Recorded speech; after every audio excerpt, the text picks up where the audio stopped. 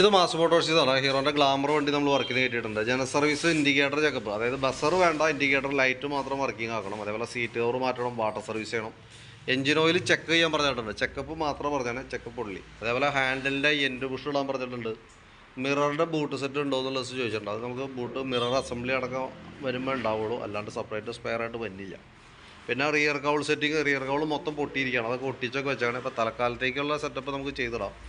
അതേപോലെ സൈലൻസറിൻ്റെ സൈഡിൽ നിന്ന് സൗണ്ട് വ്യത്യാസമുണ്ട്. പാസ് ലൈറ്റ് വർക്കിംഗ് അല്ല. അതേപോലെ ബ്രേക്ക് സൗണ്ടൊക്കെ പറഞ്ഞിട്ടുണ്ട്. ഇത്ര കേസാണ് നമുക്ക് ജോബ് കാർഡിൽ പറഞ്ഞിരിക്കുന്ന വർക്ക് ഉണ്ടോ. നമ്മൾ വണ്ടി ഓടിച്ചു നോക്കി വർക്കിന് കയറ്റി ബാക്ക് ബ്രേക്കിൻ്റെ ഭാഗം തുടങ്ങി നമ്മൾ ചെക്ക് ചെയ്യാൻ വേണ്ടിയിട്ട് അയച്ചിട്ടുണ്ട്.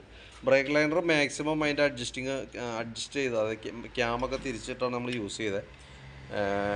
കമ്പനി ലൈനർ കിടക്കുന്നത് അത്യാവശ്യം ഉപയോഗിച്ച് തീർന്നിട്ടുണ്ട്. തന്നെയല്ല നമുക്ക് ഇതിൻ്റെ ഈ ഹബ്ബിന് തേമാനുള്ളത് കൊണ്ടാണ് ലൈനർ ഏറ്റവും എൻഡ് വരെ നമുക്ക് ഉപയോഗിക്കാൻ കിട്ടാത്തത്. ഇവിടെ നമുക്ക് നോക്കുമ്പോൾ ചെറിയൊരു ചാല് പോലെ ആയിട്ടുണ്ട്. കാരണം ലൈനർ ഒരേനോടൊപ്പം തന്നെ ഈ ഹബ്ബിനും തേമാനം വരുന്നുണ്ട്. ലൈനർ നമ്മൾ ഇടയ്ക്ക് മാറ്റി പോകുന്നുണ്ടെങ്കിലും ഹബ്ബ് തന്നെയുള്ള നമ്മൾ യൂസ് ചെയ്തുകൊണ്ടിരിക്കുന്നത്. അപ്പോൾ തൽക്കാലം നമുക്ക് ലൈനർ മാറ്റി ഒന്നുകൂടി സാൻഡ് പേപ്പറൊക്കെ ഇട്ടിട്ട് ക്ലിയർ ആക്കി നമുക്ക് റീസെറ്റ് ചെയ്യാം. അത് അങ്ങനെ വരുമ്പോഴുള്ള പ്രോബ്ലം എന്ന് വെച്ചാൽ, ഇപ്പോൾ നമുക്ക് ഈ 100% ഈ ലൈനർ ഉപയോഗിച്ച് തീർന്നിട്ടല്ല നമ്മൾ മാറ്റണേ. ഏകദേശം ഒരു 80% എത്തുമ്പോഴത്തേക്ക് നമുക്ക് മാറ്റേണ്ടതായിട്ട് വരും. കാരണം ആ ഗ്യാപ്പ് ഇവിടെ തേമാനത്തിലൂടെ വന്ന ആ ഗ്യാപ്പ് നമ്മൾ അഡ്ജസ്റ്റ് ചെയ്യണമെന്നുണ്ടെങ്കിൽ ലൈനർ മാറ്റിയിട്ടാലാണ് റെഡി ആവുള്ളൂ. അപ്പോൾ അതാ രീതിയിൽ നമുക്ക് മാറ്റി നമുക്ക് യൂസ് ചെയ്യാം. ബാക്ക് ടയറിൻ്റെ കണ്ടീഷനൊക്കെ അത്യാവശ്യം ഉപയോഗിക്കാനൊക്കെ ഉണ്ട്. നല്ല ടയറാണ്. അതേപോലെ ബെയറിങ്ങിൻ്റെ ഭാഗത്തും വേറെ കംപ്ലയിൻ്റ് ഒന്നുമില്ല, വീൽ ബെയറിങ്ങിൻ്റെ ഭാഗത്ത്. പിന്നെ അതിൻ്റെ ഈ ബാക്ക് ഇൻഡിക്കേറ്ററൊക്കെ ഇതേപോലെ ലൂസായിട്ടൊക്കെ നിങ്ങൾ തിരിയണുണ്ട്. ഈ സൈഡ് അതിൻ്റെ ഉള്ളിലത്തെ ബ്രാക്കറ്റ് പോയിട്ടാണത്. ഈ റൈറ്റ് സൈഡ് കുഴപ്പമില്ല, ലെഫ്റ്റ് സൈഡാണ് ആ പ്രോബ്ലം കാണിക്കുക. നമുക്കൊന്ന് ടൈറ്റ് ചെയ്ത് നോക്കാം. അഴിച്ച് കിട്ടുന്നുണ്ടെങ്കിൽ നമുക്ക് ടൈറ്റ് ചെയ്തിടാം. അതല്ലെങ്കിൽ അങ്ങനെ തന്നെ വെച്ചേക്കാം കേട്ടോ. കാരണം അതല്ലെങ്കിൽ ഇവരെ പൊട്ടിപ്പോകുന്നത്. പിന്നെ ഈ ബാക്കിലത്തെ റിയർ കൗൾ സെറ്റ് ഫുള്ള് പൊട്ടിയിരിക്കുന്നതാണ്. അത് 100% ക്ലിയർ ആക്കൽ പോസിബിൾ അല്ല. ഈ ഷെയ്ക്ക് ഏതെങ്കിലും രീതിയിൽ കുറയ്ക്കാനാണ് നമുക്ക് പറ്റുള്ളൂ. പക്ക ക്ലിയർ ആവണമെന്നുണ്ടെങ്കിൽ നമുക്ക് കൗൾ സെറ്റെ പാടി ഫുള്ളായിട്ട് മാറ്റിയിട്ട് റബ്ബറിമേ സീറ്റ് ചെയ്ത് വെച്ച് കഴിഞ്ഞാൽ ഒരു പരിധി വരെ നമുക്ക് പൊട്ടാണ്ടിരിക്കുക. അങ്ങനെ ചെയ്യാനാണ് പറ്റുള്ളത്. അത് വെക്കുമ്പോഴും ഒറിജിനൽ പാർട്സ് തന്നെ വെക്കണം, എന്നാലാണ് ആ ഒരു ക്വാളിറ്റിയും ലൈഫും കിട്ടുള്ളൂ. ഇപ്പോൾ തൽക്കാലത്തേക്ക് നമ്മളതൊന്ന് ജർക്കിങ് ഇല്ലാത്ത രീതിയിൽ 100% പ്രതീക്ഷിക്കരുത്. ജർക്കിങ് ഇല്ലാത്തൊരു രീതിയിലേക്ക് നമ്മൾ സെറ്റാക്കി വെച്ചേക്കാം.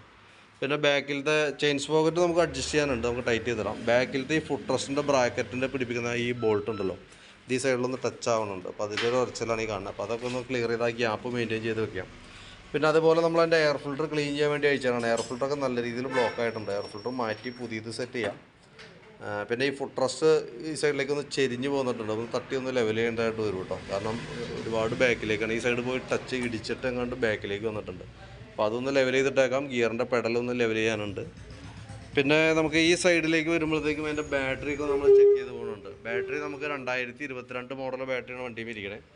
ആമറോണിൻ്റെ ബാറ്ററിയാണ്. ഞാൻ അതിൻ്റെ വോൾട്ട് കാര്യങ്ങൾ കൂടി ഒന്ന് ചെക്ക് ചെയ്ത് വിടുന്നുണ്ട്.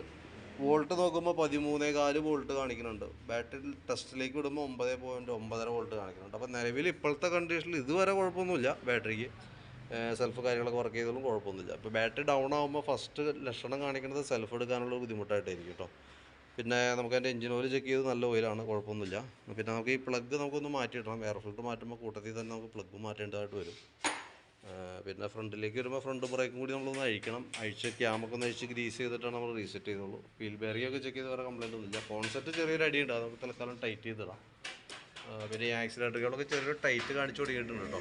പിന്നെ പാസ് ലൈറ്റും വിങ്ങറൊക്കെ വർക്ക് ചെയ്യാത്തതിൻ്റെ മെയിൻ റീസൺ ആ സ്വിച്ചിൻ്റെയാണ്. ആ സ്വിച്ച് ഒന്ന് അഴിച്ച് ക്ലീൻ ചെയ്ത് റീസെറ്റ് ആക്കിയിട്ടുണ്ട്. പ്ലാസ്റ്റിക് ടൈപ്പ് സ്വിച്ചാണ്. ക്ലീൻ ചെയ്തിട്ട് ഓക്കെ ആയിട്ടുണ്ട്. പിന്നെ നമുക്ക് അതിൻ്റെ ഇൻഡിക്കേറ്ററിൻ്റെ ഈ ഒരു ഫ്ലാഷർ യൂണിറ്റ് മാറ്റി നമുക്ക് പുതിയത് ഇടണം കേട്ടോ. ബസർ വേണ്ടാന്ന് പറഞ്ഞിട്ടുണ്ട്. അപ്പോൾ നമുക്ക് അത് അഴിച്ചളയാം. ഈ ഫ്ലാഷർ യൂണിറ്റ് കറക്റ്റായിട്ട് മാറ്റി വെച്ചാലാണ് നമുക്ക് ആ ഫ്ലാഷിങ്ങിൻ്റെ ടൈമിങ് കറക്റ്റായിട്ട് കിട്ടുള്ളൂ. അപ്പോൾ അതൊന്ന് റെഡിയാക്കി വെക്കാം. അപ്പോൾ ഓവറോൾ ഇതൊക്കെയാണ് ഇതിൻ്റെ ഏകദേശം ഒരു കണ്ടീഷൻ. ഞാനപ്പോൾ അതിൻ്റെ ഒരു ഡീറ്റെയിൽ ആയിട്ടുള്ളൊരു എസ്റ്റിമേറ്റ് ആക്കിയിട്ട് അതിൻ്റെ ഡീറ്റെയിൽസ് വാട്സപ്പിലേക്ക് ഷെയർ ചെയ്തിടാം. വീഡിയോ കണ്ടതിന് ശേഷം നോക്കിയിട്ടൊന്ന് റിപ്ലൈ ഇട്ടേക്കാം. എന്തായാലും നമുക്കൊരു 5:30-6:30 കംപ്ലീറ്റ് ആയിട്ട് ഇറങ്ങുള്ളൂ കേട്ടോ. കംപ്ലീറ്റ് ആയി കഴിയുമ്പോൾ കോൺടാക്ട് ചെയ്തോളാം. ഓക്കെ.